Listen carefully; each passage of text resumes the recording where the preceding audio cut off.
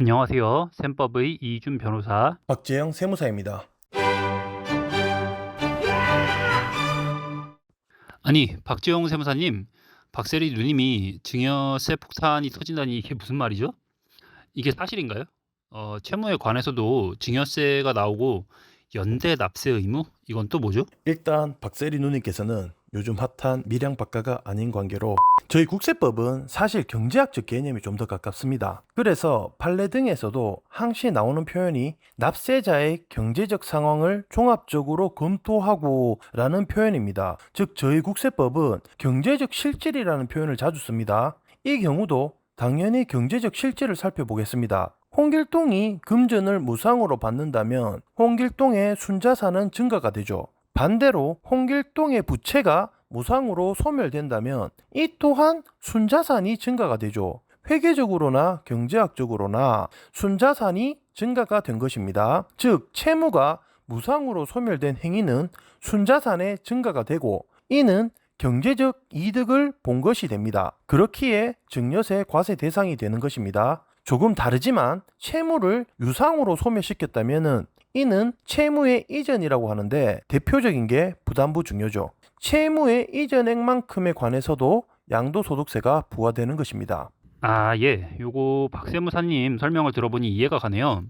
채무를 대신 갚아주는 것도 경제적인 이득이 있으니 증여세의 과세 대상이시라는 말씀이신 것 같은데, 그런데 일반적으로 부모들이 자녀들에게 증여를 하는데 자녀가 부모에게 증여를 하는 것도 증여세가 부과가 되나요? 당연하죠. 대한민국 소득세가 60세 넘은 사람에게 면제 규정이 있나요? 사망하면 사망일까지의 소득에 대해 상속인들에게 소득세 내라고 고지서 날리는 게 국세청입니다. 증여세 역시 부모가 자식에게 줄 때만이라든지 그런 정함이 없죠. 대한민국 내 거주자라면 단군 해랩이라도 소비를 할 때는 부가세, 소득 활동을 할 때는 소득세, 경제적 무상 이득에 관해서는 증여세 또는 상속세를 부과하는 것이죠. 움직이면 다 돈 내라 이겁니다. 꼼짝 말아야죠. 정말 국세청은 검찰청, 공정거래위원회, 금융감독원과 같이 마찬가지로 아주 무서운 것 중에 하나네요. 그런데 이 지금 박세리 누님 아버님이 내셔야 할 증여세를 박세리 누님이 내야 할 수도 있다는데 이게 무슨 말인가요?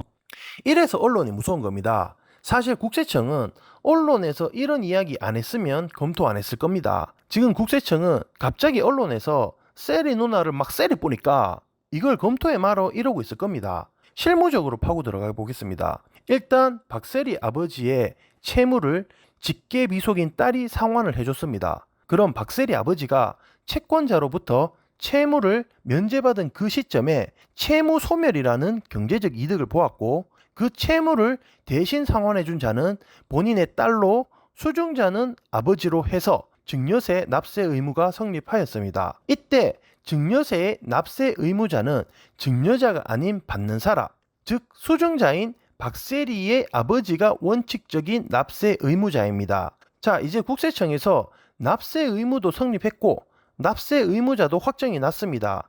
이제 털어볼까 딱 보니까 납세자 이 양반이 딸한테도 팽당하고 불알 두 짝밖에 없는 가오충 반달이다 이거예요.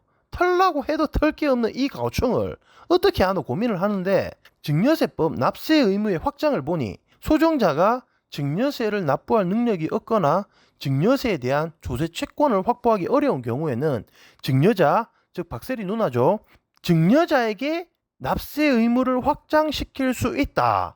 이걸 저희 표현으로 증여세의 연대 납세 의무라고 하는데 증여자인 딸에게 연대 납세 의무를 적용시키면 되겠다 이렇게 해석을 했겠죠. 여기까지 해석으로만 언론에서 박세리 누님이 뭐 됐다 야단 법석이다 이거예요. 그러나 이는 원칙적인 경우지 예외적 규정이 당연히 있지 않겠습니까? 상증세법의 납세 의무편을 잘 보시면 증여자는 수종자가 납부할 증여세를 연대하여 납부할 의무가 있다. 다만 제4조 제1항 제2호 어쩌고부터 어쩌고의 경우는 제외한다. 이렇게 떡하니 나와 있다 이겁니다. 여기 어쩌고 중에 제36조 채무 면제 등에 따른 증여가 떡하니 있습니다. 즉 원칙적으로 수종자가 증여세를 납부하기 어려워 보일 때는 증여자가 연대 납세 의무를 지니 예외적으로 채무 면제 등에 따른 증여세에는 적용시키지 않는다 이겁니다. 즉 언론에서 말했는 것처럼 세리 누나가 됐다 하는 건 전문적인 뷰에서 봤을 때는 그렇지 않습니다. 박세리 누나께서는 충분히 국세청에서 납세 의무의 확장으로 들고 들어왔을 때 이를 관련 규정으로 반박할 수 있는 상황이다 이거죠. 역시 저희 셈법은 사소한 것도 놓치지 않죠.